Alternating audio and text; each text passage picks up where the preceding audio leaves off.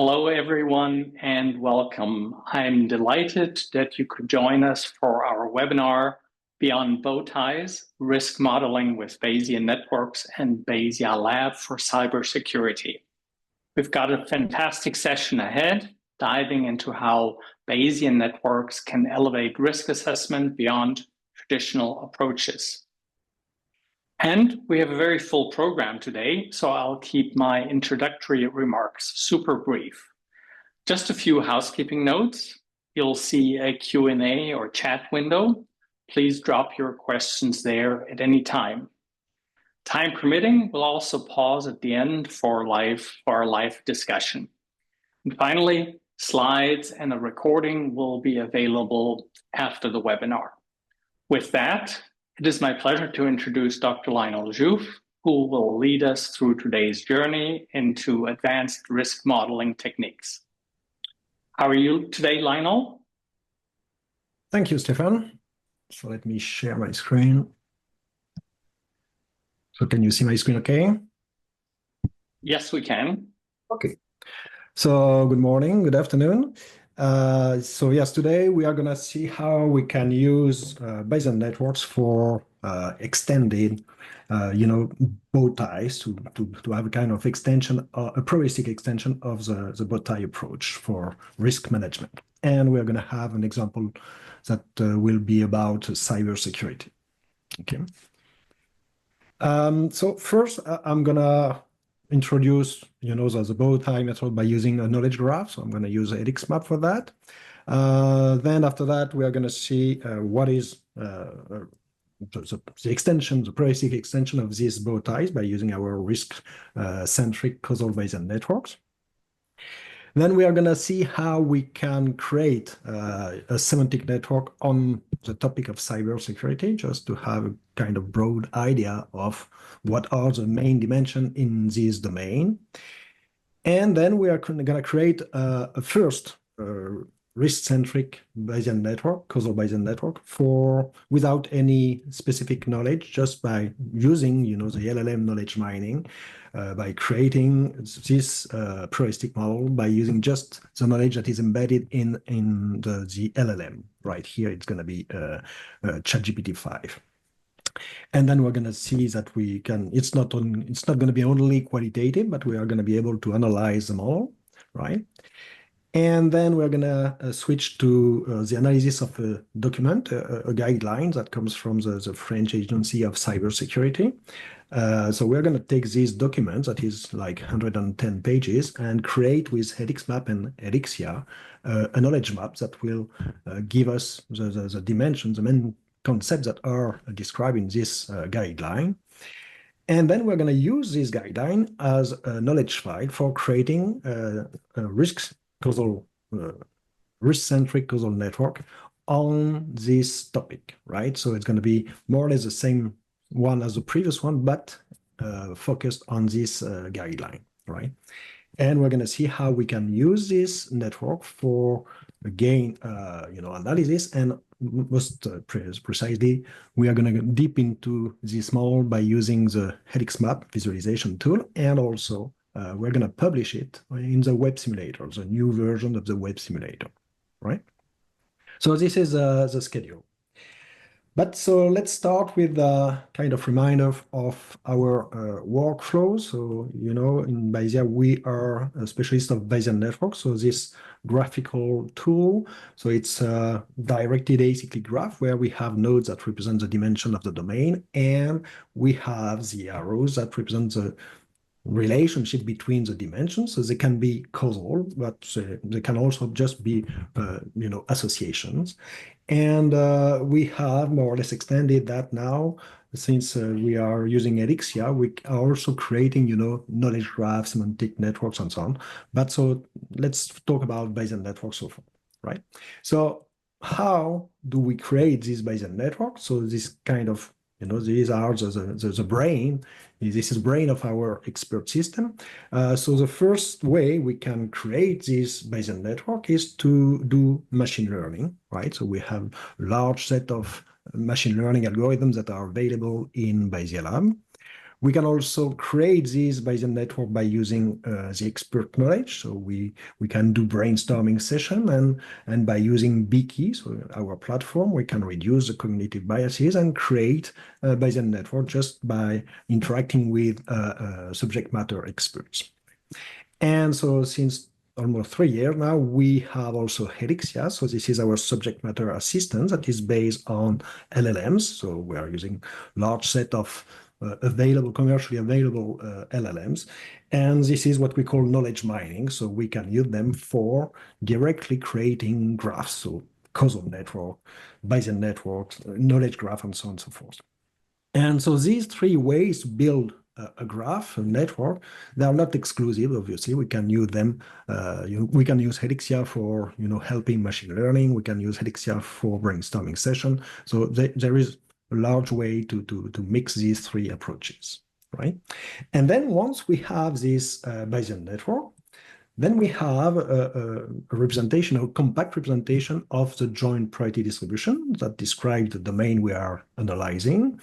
And we can use that for decision support, right? So when I say decision support, it can be simulation, so which means that we are going to set evidence on root nodes and see what's happened on the leaves. We can do also diagnosis, so observing consequences and see what are the possible root causes. We can do analysis, so sensitivity analysis of these networks. We can do optimization, and we can obviously do risk management because we are dealing with probabilities, right? And so this is what we do within Bayesian Lab. So this is one of the tools we are going to use today. But we are going to also use a web simulator. So this is our web solutions that allows you to share your model with your peers, and they can then use your model, the quantitative part, so really interact with the model and do probabilistic inference with the model you have validated.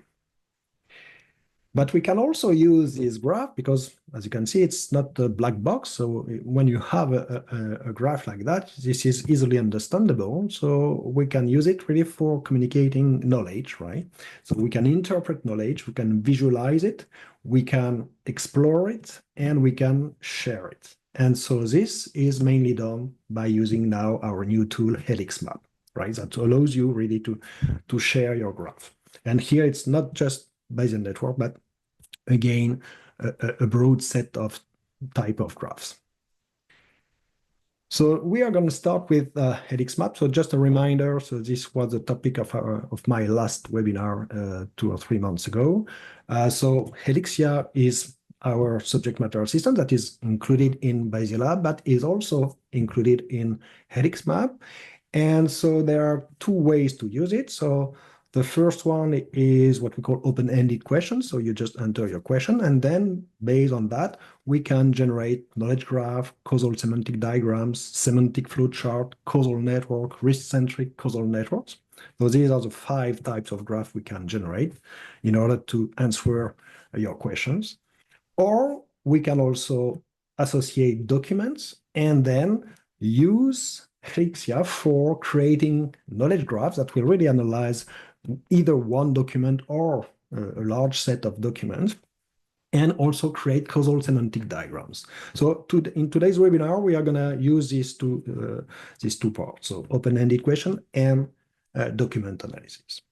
But let's start with the open-ended question, where here in this example, I'm just going to speculate that you don't know exactly what is Bowtie. So my question is, Bowties, a risk modeling methodology, and Helixia will answer this question by creating a knowledge graph. And so this is the knowledge graph that have been created, right? So we have 2 different colors, and I'm gonna now go into Helixia. So HelixMap, sorry. So you have here the QR code that allows you to also to go to this web page if you want. So let me go there. And so here we can see that we have 2 colors in this graph, and because we have 2 classes, so in the right side of HelixMap, I can go to the class filter, and I see that I have the Bowtie elements and methodology. So if I select Bowtie's element, I have these 7 nodes that have been selected. And then if I select methodologies, I have these 5 additional nodes, right? So this allows you to quickly select the nodes. It's a little bit like in Bayesian Lab, if you will. And then in this graph, so when you hover over a node, you have a comment that is associated with your node. So that gives you a large description of your dimension. So here, this is a Bowtie method, so risk modeling methodology that visualizes the pathway from initiating a threat to a central top event. And so, blah, I'm not going to read everything. And then if I double click on the node, so this is a new feature, we have directly, the neighborhood of this node that is highlighted. So here we just have the neighborhood of length 1, so we have the direct neighbors. And then we have the bow ties that indeed represent, risk scenarios, right? So visualize the risk scenarios. And then this is a risk assessment methods that allows to do risk modeling, right? And then if I double click on the background of the graph, so I'm now exceeding the focus if you want, so going back to the default view, and I can again double click on, select here, sorry, the neighborhood function. So because here, when I double click by default on the node, I have the default neighborhood function, but I can also change the layout algorithm. So here, instead of using the preset layout, I'm going to choose the Dagger layout. And now, if I double click on a node, I'm going to directly have the neighborhood of the node with the Dagger layout algorithm, right? So we see that the Bowtie method is using a kind of fault tree analysis. So it's a deductive analysis that allows to really find what are the causes of the top event, right? So this is the left side of the Bowtie. And it also contains, the event tree analysis. So it's an inductive analysis method that explores the possible outcome pathway following an initiating event or top event, right? So we have both fault tree and event tree. And now, if we go directly into a risk scenario, so we can see that we have the hazard. So this is a source of potential harm or uncontrolled energy that, if not properly managed, can lead to loss of control. So this is the top event and subsequent consequences. So we see that this enables a threat. So this was going to be the initiating cause or even that can overcome existing controls and trigger the top event in a Bowtie risk scenario. Then we have the top event that is caused by the threat and then the consequences, right? If I go back to the Bowtie method to be able to focus on the fault tree analysis, we see that the fault tree will really identify the preventive barriers, right, that will be able to reduce or to prevent the threats, right? And if we dig into the event tree, then we see that we will identify with the event tree analysis the mitigative barriers that will mitigate the consequences, right? So this is a broad view of the Bowtie approach, right? So now let's have a look at the representation. So it's a knowledge graph too that represent a theoretical Bowtie, right? So we have the generic hazard that is at the very top here. So this is like driving a car. We're going to see that in a few seconds. And that can lead to a top event. So this is what so this is a main risk if we want. And this main risk can be caused by threats. So this is on the left here. And we have the preventive barriers that can reduce the priority to have this threat, right? And on the right side, we have the consequences. So this main risk can create consequences 1, 2, 3, and we have barriers here, mitigative barriers that can reduce the impact of the consequences of the risk, if you right? So this is, as you can see, the shape of the Bowtie. So it's a very basic one here. But you have the idea. So on the left side, again, this is by using the deductive fault tree analysis, and on the right side, the inductive event tree analysis. Okay. So if we take an example, very simple. So this is a basic example that we can find easily on the web. So this is like, we are focusing on the vehicle loss of control. So this is the context is driving a vehicle that can lead to the loss of control of this vehicle. And there are here in this very simple example, 3 causes. So speeding, driver fatigue, and the poor weather. And so in order to reduce speeding, we can have speed limiters.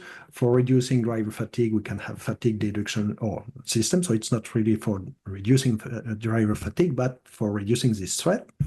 The winter tires can be used for reducing the risk associated with the poor weather, right? And on the right side, we have the consequences. So we can have collision, we can have rollover, we can have injuries. And so we can mitigate that with airbags, with reinforced structure and emergency call system, right? So this is a simple bow tie example in the context of driving a vehicle and losing control of this vehicle, right? So it's qualitative, but we can easily identify what are the risks and what are the control action we can put in place in order to reduce the risk and these consequences. Now we are going to see how we can use Bayesian networks for having something that is not only qualitative, but also quantitative. So this is what we call our risk-centric causal networks. And so we can see that as an extension of this bow tie analysis. So we still have the top event. So we are not using the node driving a vehicle. We are speculating that we are within this domain. So here we have the top events that have 3 different causes here. So this is what we call sub-risk here. So the difference with the bow tie here is that we are introducing this yellow node, this sub-risk, just to have, at the end of the day, this is a resulting node that is taking into account the risk and the preventive barrier. So by using these 2, we can estimate the probabilities that we are going to have the activation of threat 1, if you want. Right? So same thing for thread 2 and thread 3. And then on the right side, this is more or less the same thing as this is the same thing as a bow tie, except that in this framework, we are going to quantify the impact of these, the probabilistic impact of all these links, right? So we're going to associate conditional and marginal probabilities with all these nodes. So if we go back to our vehicle loss of control, so we have our 3 sub-risks, so excessive speed. So we have indeed threat 1 that was speeding. So if we are speeding and using speed limiters, then there is one that is increasing this sub-risk and the other one that is reducing it, right? So based on these 2, we combine them and have the probability that excessive speed will be true. Right? Same thing for fatigue driving and slippery roads, right? So you see it seems more logical than the other one because we have introduced these concepts, right? And these are, well, we don't have to create additional nodes because here we are really reducing or estimating the final impact of collision, rollover, and injury of occupant, right? So this is for the basic introduction of this bow tie and risk-centric causal networks. So now let's switch to the topic of today. So the case study, so cybersecurity. So just to let you know that I'm not a specialist of this domain, so I've used this example because I think it's interesting, but bear with me if I say something that is not 100% correct, because again, I'm not an expert in this domain.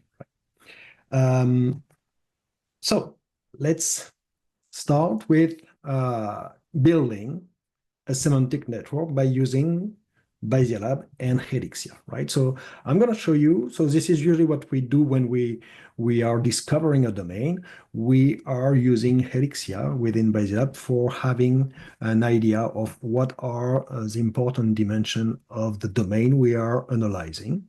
So we are going to see here. So we start with the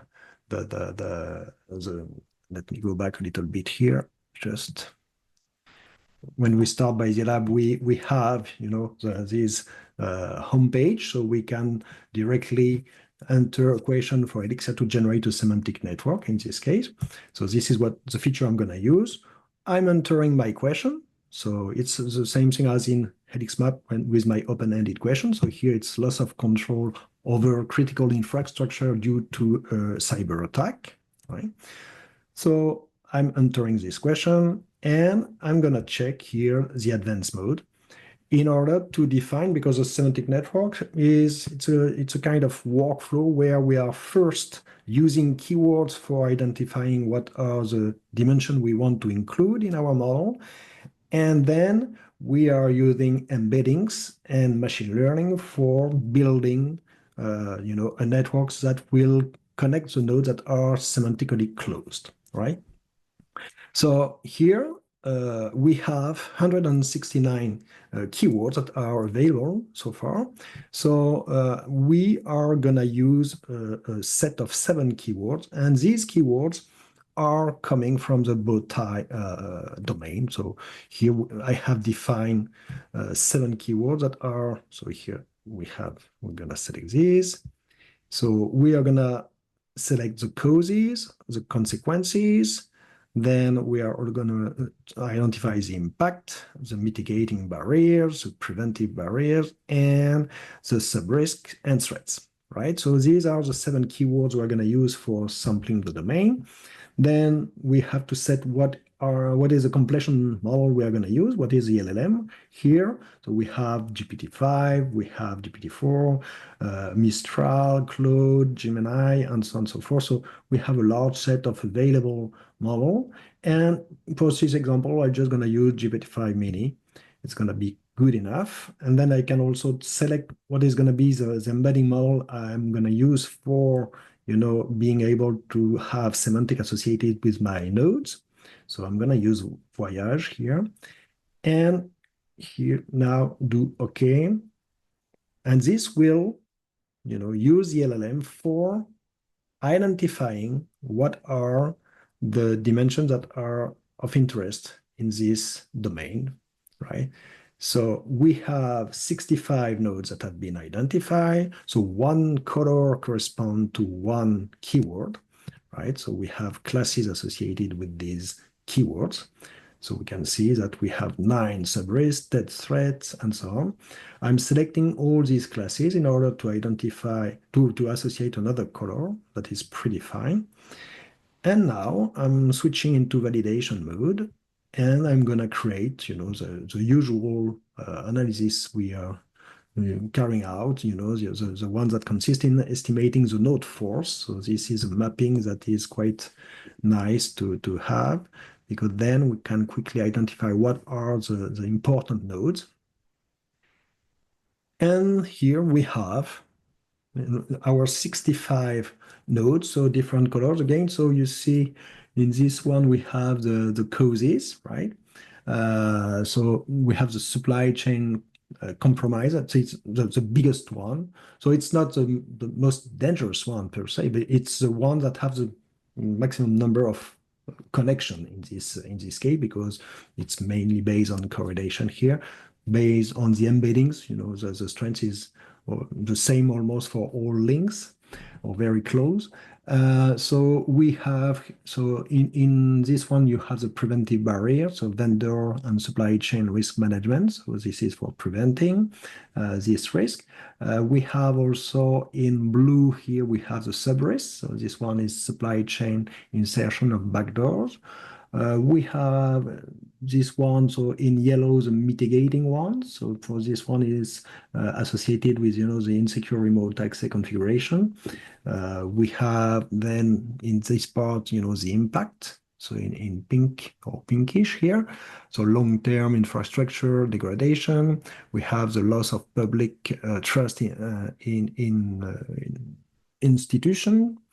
And then, so we have all these dimensions. So I'm not going to spend too much time here, but this allows you to have a first view of the domain, right? So sabotage, we have even the terrorists and so on here.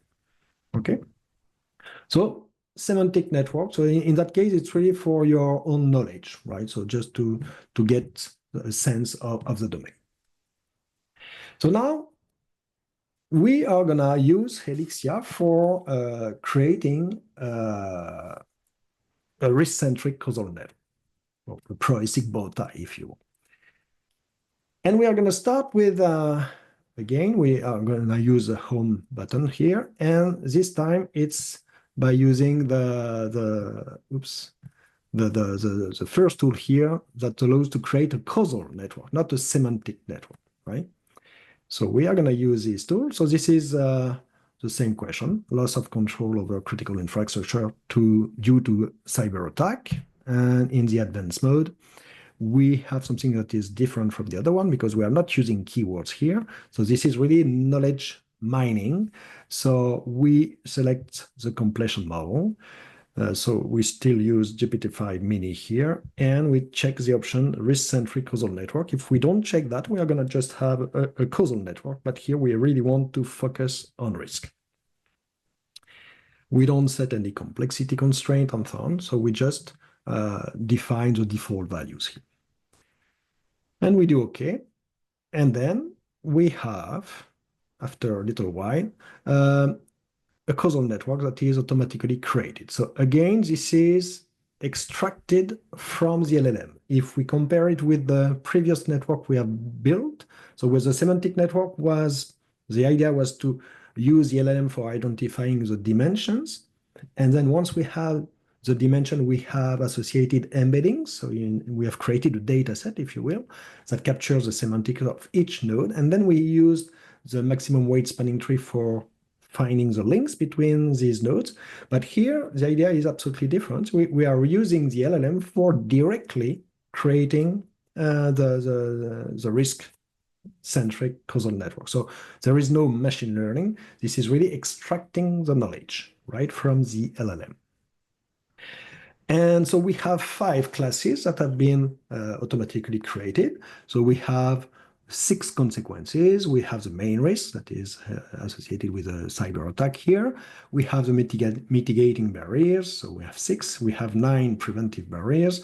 We have 5 sub-risks and 7 threats, right? We select these classes and associate our predefined colors. And this way we have a nicer network. We do a little bit of layouting, and then we are gonna go to the helix map for having a better way to understand this network, right? So here we are gonna publish this network to helix map, right? So just use this feature. We enter our credential, and then we have our network in helix map, right? Then we can use helix map for changing the layouting. So this by default, obviously, since I send it from BaseLab, it comes with the layout that has been defined by BaseLab. But here I'm going to use a ELK layout that is very useful for this type of network, right? So as you can see, it's quite nice. And then I can switch. Instead of using disk for representing the nodes, I'm going to use simple badges. And then I'm going to also change a little bit the layout just to have something a little bit nicer. Right? Then once I'm done with the layouting, I can go to save current settings at the bottom here. You see, so this way, so first I'm showing you that we have these classes too. And then if we do save current settings as preset, this will really define that this layout is a preset. So each time I'm gonna go back to graph layout preset that is here, I'm gonna have this layout, right? And this is also what is gonna be used as a preview of your network when you have all the cards in the helix map web homepage, if you will. So here we have the main risk, right? Operators and automated control system lose authoritative control over critical infrastructure service. So this is our main risk. And if I make a right click on it, I can define the neighborhood.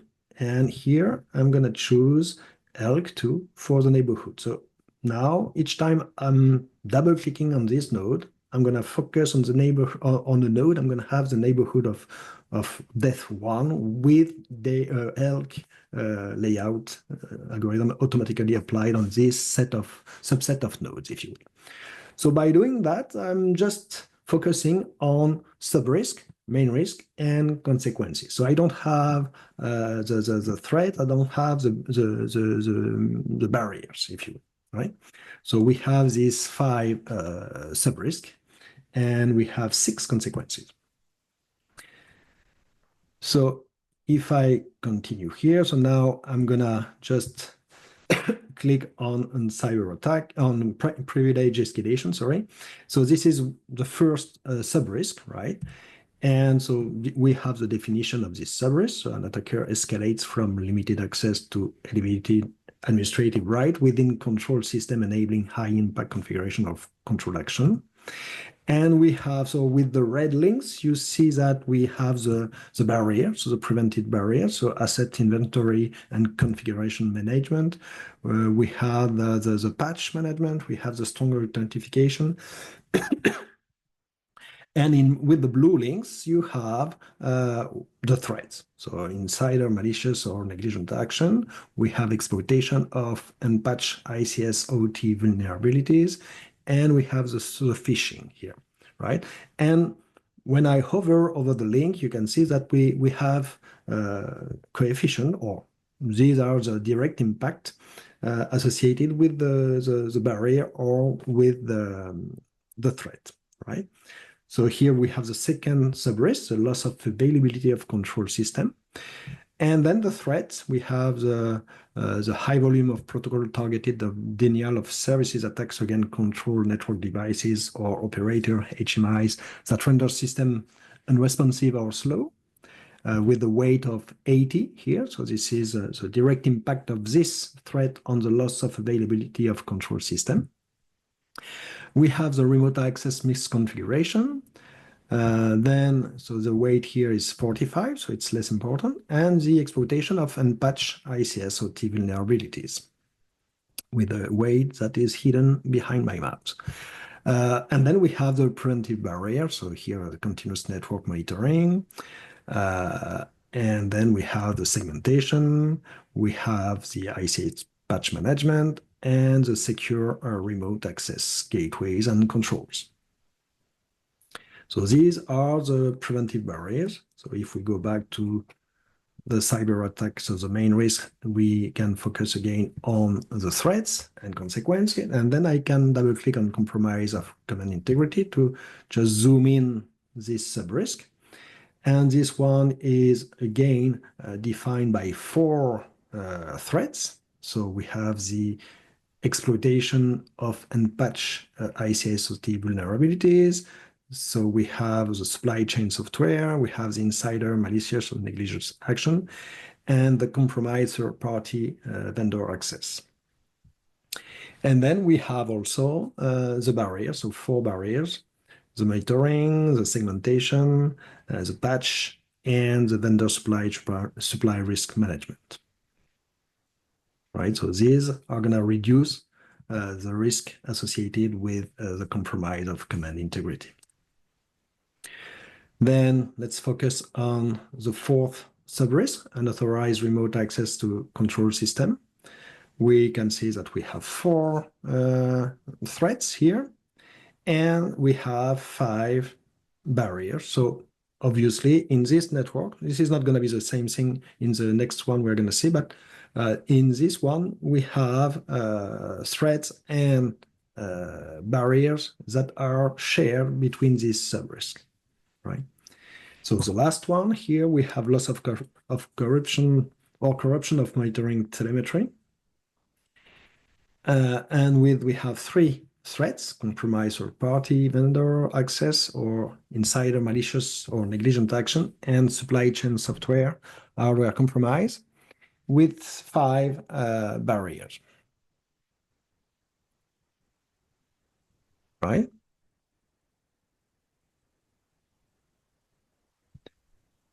And now we can dig into the consequences. So let's start with harm to personal or safety or public safety incident. So then we have 3 mitigating barriers for this one. So we can use a physical isolation, we can manually override or safe shutdown procedures that are available, and we can have incident response. Each one, obviously, with an efficiency that is defined by the direct impact that have been estimated, right? So we have more or less the same thing with the environmental contamination or regulatory violation. Then major economic loss on supply chain disruption with, again, 4 mitigating barriers.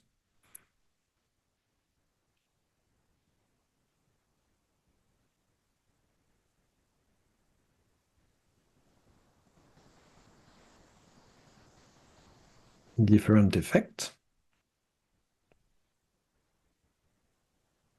Regulatory penalties and reputational damage.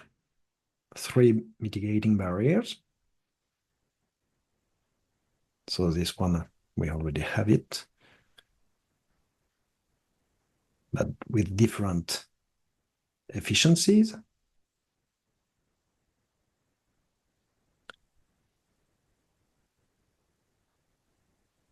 Fourth one.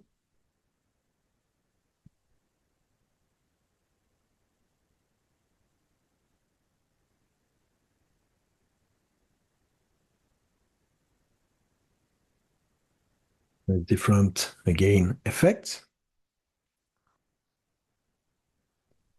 And the last one, physical damage to equipment and infrastructure. So that can be mitigated with physical isolation, manual override, ICS incident response, and backup, right? And we have, again, on the links, the direct effect of these barriers. So now, we have, again, same thing for the sub-risk. We have different effects on the main risk. And now we're going to see that, so we have used Helixia for Helixmap, sorry, for, really exploring this model. And I think it's easier than going into Bayesian for that. But now we are going to see that in Helixmap, so even though we have the effect that have been associated with the links in Bayesian, we are going to have the probabilities and so on. So I'm going to first start with setting cost, associating cost to the consequences, because they are not obviously observable. So by doing so, I'm going to remove these nodes from the analysis. And now if I click on the nodes, so the target node here, I can see that I have my 5 parents, so the 5 sub-risks, and I have a fully specified conditional probability distribution here that have been defined by using the formula. So it's a dual Noisier that is using the coefficients that comes from GPT-5 mini here. So we have a leak, 0.1 here, that is defined by default. And for each sub-risk, we have a direct effect. So 80%, for example, for the unauthorized remote access to control system. 85 for the compromise of command integrity, and so on and so forth. And based on this coefficient, we create the conditional probability distribution. So we have these probabilities for all nodes. So we have obviously root nodes in this case. So these root nodes, the root probabilities or the probability of these root nodes have not been estimated. They're just computed here. It's a ratio that takes into account the number of nodes. So this is because I did not check the option of the estimation, because I think in this case it's not really adequate, So I think it's just better to start with a uniform distribution, or not uniform, but the same for all nodes, because then we're going to use it when we simulate. And if I just do, the sort of the node with respect to the mutual information, so we see that the nodes that have the strongest correlation with the target node is the exploitation of unpatched ICS-OT. And so this is here a threat, right? And we have, after that, we have the network segmentation that is the most important, or the barrier, the preventive barrier that has the strongest mutual information with the target. And then, so if I go to create a tornado here with a total effect, so this shows that indeed we go beyond the Bowtie here because we have the qualitative representation, but we have also ways to estimate, to quantify, to estimate the impact of each component of this network, right? So we see that the exploitation of the unpatched ICS-OT vulnerabilities has the strongest negative impact. So this is the one that increase the most the priority to have a loss of control, if you want. And we see on the other way, the network segmentation here. So this is the one, the barrier that allows you to reduce the most the priority of having this main risk. And I can use probabilistic inference with the monitors directly and say, for example, what if I have an exploitation of unpatched ICS-OT vulnerability? So this is true. So in that case, we see that the priority of the risk goes to 91%. But if I implement segmentation, network segmentation, then I'm reducing this risk to 67%. Right? And then I can also use ICS patch management here to reduce it to 40%. And then instead of just, setting evidence manually on the node, I can also use other tools for, going through more efficient analysis, if you want. So I can remove the evidence here and then go to, let me go to this one. So I'm setting cost to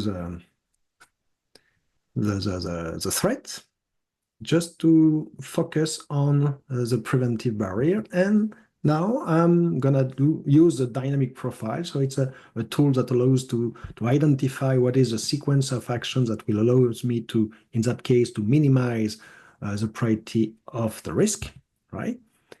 Then I select minimize, hard evidence. So, and then I have my dynamic profiles so that recommend to first implement the network segmentation.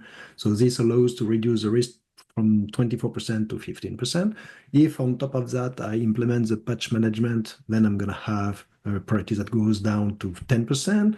And then if on top of that, I do the asset inventory and configuration management, I'm going to go to 7% and so on and so forth. So you have here the strategy for reducing the risk.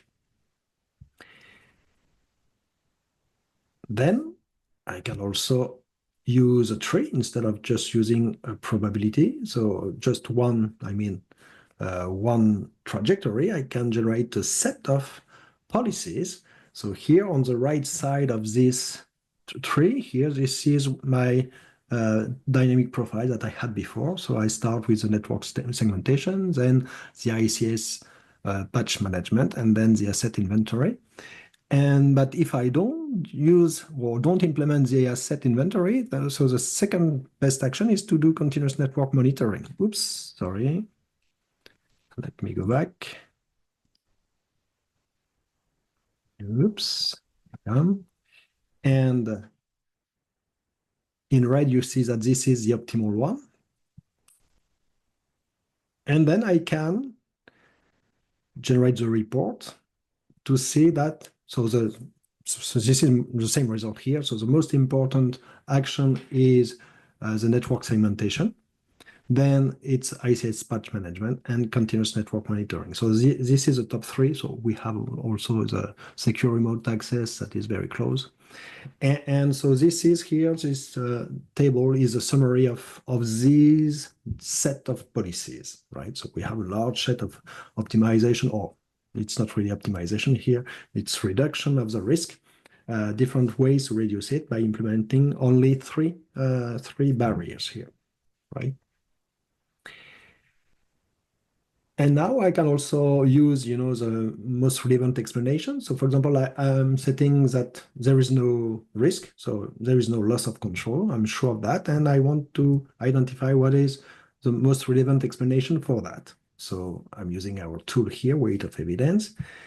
And here, if this is true, so what is the most relevant explanation is to have implemented the network segmentation and zoning and the ICI patch management, right?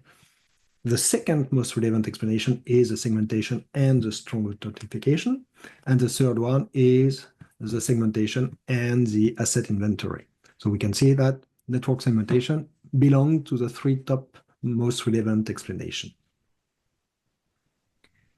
And then I can also do the same thing with by setting the evidence that the risk is true instead of false. So we have lost control. So what is the most relevant explanation for that? This is that I did not implement it. I did not implement the network segmentation and zoning, right? So here, the example was to create a basic risk-centric causal network by using just GPT-5 Mini without any context to create this simple network and go beyond just a qualitative representation and use the probabilities that have been estimated to go through sensitivity analysis and optimization and really most relevant explanation to identify the most important barriers and also identify what are the most important threats. All right. So now let's switch to the utilization of the guide of the French guide of the guide of the French Agency of Cybersecurity. So for that, I'm gonna use HelixMap and use Elixia within HelixMap for analyzing this guide. So as I said during the intro, it's like 110 pages. And I've created this knowledge graph for that. So since I just have 10 minutes left, I'm gonna go super quick there. So this is the knowledge graph that have been extracted from this knowledge graph, from this guide. So this is now the new homepage of HelixMap. So you see that each model now has a card, a flip card indeed, and we have different types of cards. So we can, or models if you want. So you have what we call the work in progress. So those that these are for the network that you did not publish. They are there, but you are the only one to have access to these networks. Then you have private ones. And then you have public ones, so your public ones, and you have the public ones of the other ones, right? So here, mainly populated by my models here. So each type has a color, and so I have the search box here to set cyber. So this allows me to just focus on the cards, on the models that have cyber in the title. And here I can go to details of this model. So it has a name, a description. Then I can edit this to define, to associate a field of study, to associate a model type, an analysis type. So this is useful for defining filters when you have lots of models. And this is where you can also switch from, because as I said, by default, when you create one, it's always in work in progress. So again, you are the only one to see it. So you have to publish it or to switch to change what we call the slot. So here it's I'm gonna use a public one, right? I'm saving that and display my graph. So I'm searching here because it's a network base made of 460 nodes. So here when you do search, it's by default sorted by the number of neighbors. So we see that compartmentalization is the node that has the higher number of neighbors. So one of the most important one in this document guideline. And You see, with respect to what we have created before, it was segmentation. So this is segmentation is part of compartmentalization. And then, so if I click on this, I can again use a neighborhood function and see here what is the neighborhood of compartmentalization. I'm using a Dagger layout here. So we have seen that we have segmentation, physical and logical one. Here I'm going to focus on the operator. The operator, we have the nomadic user, and then we can see that we have here the nomadic access and the rule 21. If I double click on nomadic access, I can see what is connected to this one. So we have the rule 18, 19. And if I focus on the remote access, I see that this is connected with telework. And then we have the rule 9 that is also there for managing this remote access, and so on and so forth, right? So it's a huge network. Let's suppose that now I want to focus on the rules just to have a look. And then I see that I have rule 7 to 16. So I'm not gonna spend time on that, but so this is a way to explore this, this knowledge graph, right? So we have a view, a broad view of the content of this guide, right? So now, same thing as what we have done with Gemini 5, but now instead of just doing knowledge modeling or knowledge mining, we ask the same question, but this time, so first I'm not going to use GPT-5 mini because it's not powerful enough for that. I'm going to use Gemini 2.5 Pro. And then I'm associating my guideline as a knowledge file. So these 108 or 10 pages. Select the risk-centric causal network. And then I'm going to have a network that is really based on this knowledge file, right? So this is my risk-centric causal network that is based on the guideline that comes from the French Agency of Cybersecurity, right? So same way, I'm changing a little bit the layout, saving it, and then if we are not going to spend time on the content here because we are a little bit behind schedule. So we have the threads or the thread subrisks on the left. So it's more complex than in the first one. And we can see that this is really coming from the document because we see ANSI rule 11 here.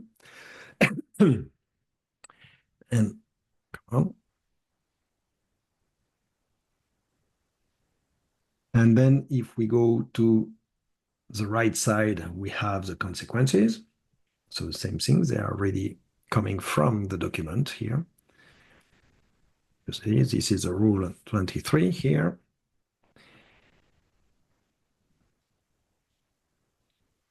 And then, so this is really the first exploration of this model, right?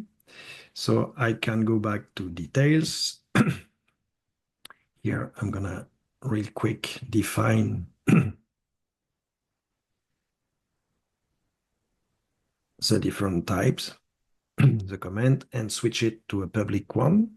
So this way, we are gonna be able to use it in the web simulator.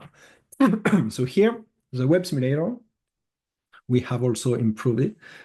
So we have, so I'm gonna change the title here and the author, obviously, field of study, type, we define the type, the color type, then the description. I'm taking a snapshot of the network as a description, associating a logo, and then we have this new tool here that allows you to have access to the classes. So this way I can choose the target and associate my target, the main risk in the target here, because I'm going to define with this web simulator an adaptive questionnaire, right? Then I can define how the components are going to be organized. So we can choose grid, flow, accordion, and so on. I'm going to show the variations. And then, so in the simulator, we have the basic definition. So this was the first time. And then we have what are going to be the inputs. So the input are going to be, the threat.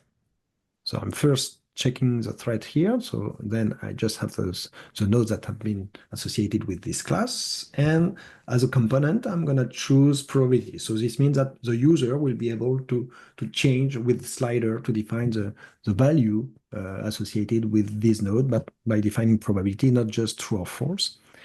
I can select here the preventive barriers, same thing. Can I use them and define probabilities? And the last one are going to be mitigating barriers that I'm selecting and associating as inputs that will be able to define probabilities. Then the outputs.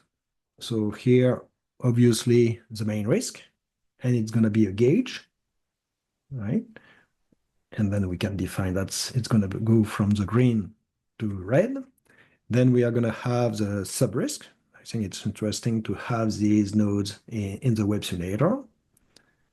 So as output, so just the mean bar.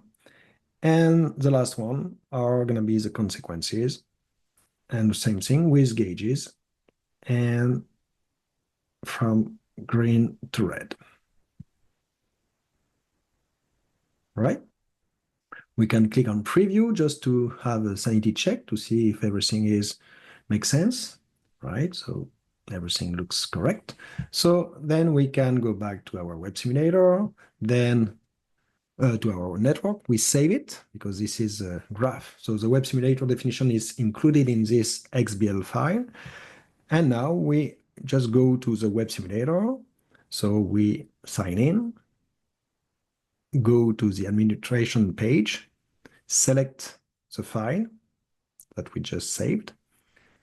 Then we can go to description just to check. So this is coming directly from the XBL file. So everything is there. We see all the options that we have defined.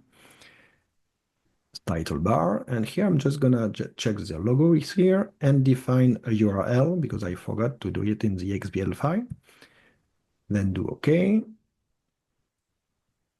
Now I can also publish this network directly on HelixMap from the web simulator, even though I already published it. So I'm going to change it, but it was just to show you that this is doable here. And so when we go to HelixMap, we see the first one here, this is the one we just published via the web simulator. And this one is the one we just changed a few minutes ago. So here, if I go to details, I'm going to copy here the identifier of this graph and change it in the web simulator here. So I go to edit properties and go here in HelixMap ID. I'm going to paste this new ID. So instead of using the one I just published, right? And define a description that is more useful. Now I just have to publish this simulator. So we have same thing, more or less the same thing as with HelixMap. We have private subscriptions, so private models and public ones. So here it's going to be a public one. And now I can run this simulator. So we have in this button allows you to have access to the details. This one allows you to have access to the preview. So this was what I did. I took a screenshot of the network. Here, it's a link to HelixMap that allows me to see the model that is behind this simulator. And here's to copy the QR code and the URL associated with this simulator. So when you hover over the command, the nodes, you have the comments. And then, so this is the same thing for input outputs. So we have our mean bar and we have the gauges for the consequences here. And now we can use this web simulator that is an adaptive questionnaire. So we have three parts. So on the top left, we have the input. we have at the bottom left, we have the answer that we already gave.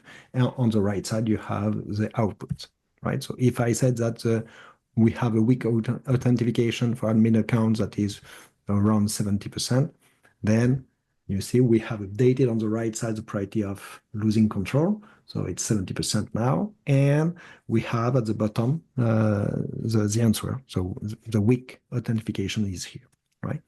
Now, so we see that this is green. So this is preventing barrier.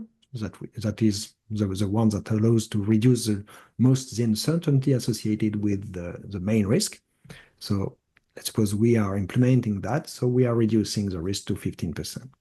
And then let's suppose we change the flat network architecture and we enter evidence this way. And after each evidence, we have an update on the priority of the risk, right?